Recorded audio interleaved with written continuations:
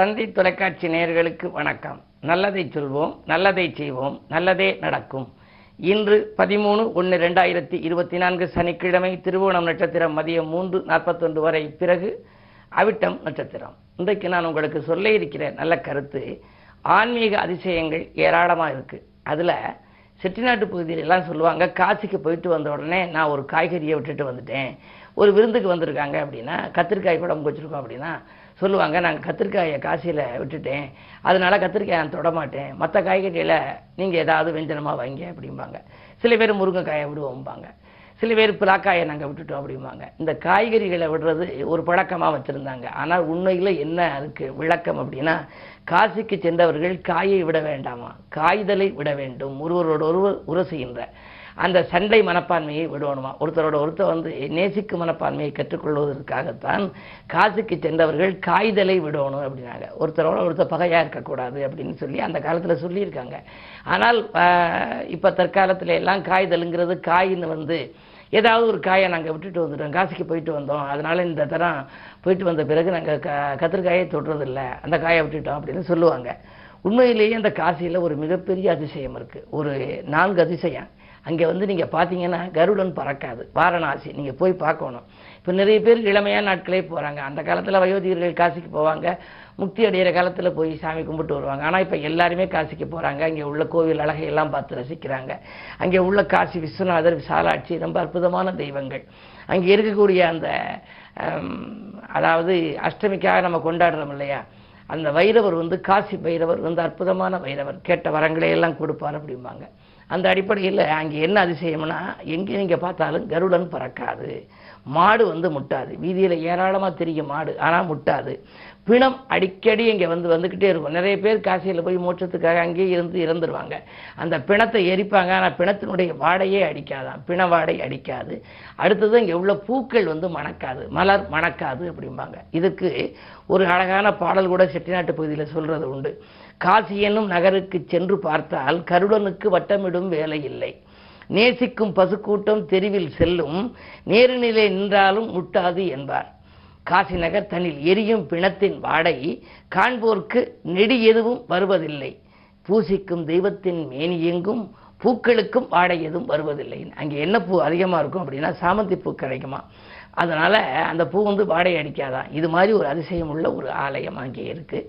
இப்படிப்பட்ட அதிசயங்கள் ஏராளமாக ஆன்மீகத்தில் இருக்குது. அவற்றை எல்லாம் நாம் ஆராய்ந்து பார்த்தால் இறைவனுடைய பெருமை நமக்கு தெரியும். இறைவன் பெரியவன், இறைவன் கெட்டிக்காரன் என்ற பெருமை நமக்கு தெரியும். அந்த அடிப்படையிலே வாய்ப்பு இருப்பவர்களெல்லாம் காசிக்கு சென்று வந்தால் காய்தலை விட வேண்டுமே தவிர காயை விட வேண்டியதில்லை என்ற கருத்தை தெரிவித்து இனி இன்றைய ராசி பலன்களை இப்பொழுது உங்களுக்கு வழங்கப் போகின்றேன்.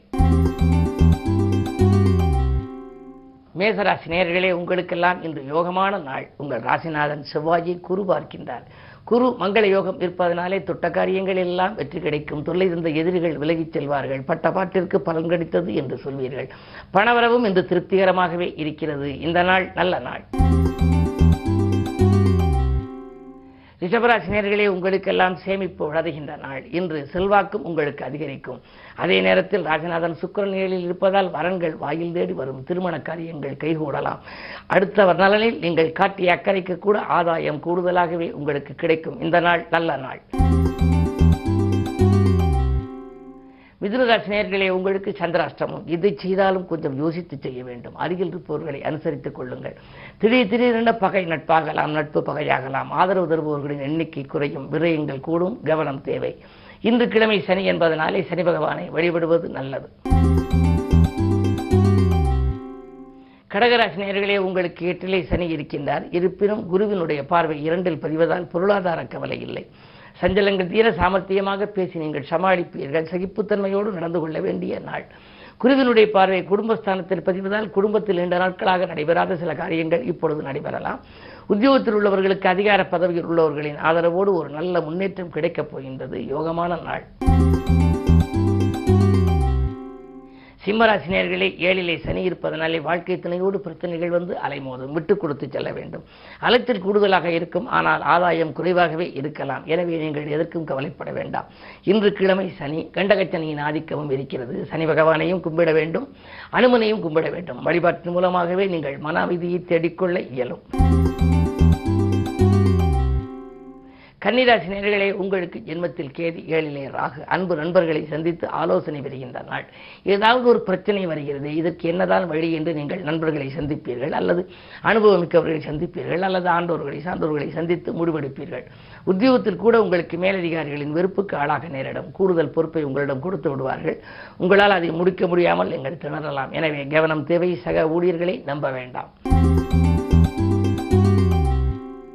துலாம் ராசி நேயர்களே, உங்களுக்கெல்லாம் குரு பார்வை இருப்பதனாலே குழப்பங்கள் அகலும். உத்தியோக முயற்சியிலே வெற்றி கிடைக்கும். பழைய உத்தியோகத்திலே சம்பளம் போதவில்லையே, ஏதாவது ஒரு புது இடத்திற்கு நாம் மாறி செல்லலாமா, அங்கு நமக்கு கூடுதல் சம்பளம் கிடைக்குமா, அப்படி சம்பளம் கிடைத்தாலும் அதெல்லாம் நீண்ட காலம் வாழ முடியுமா, அதிலேயே இருக்க முடியுமா என்றெல்லாம் நீங்கள் சிந்தித்துக் கொண்டிருப்பீர்கள். ஆனால் இன்று ஒரு நல்ல இடத்திலிருந்து உங்களுக்கு அழைப்புகள் வரலாம். நீங்கள் முயற்சி செய்தால் அதிலே கண்டிப்பாக வெற்றி கிடைக்கும்.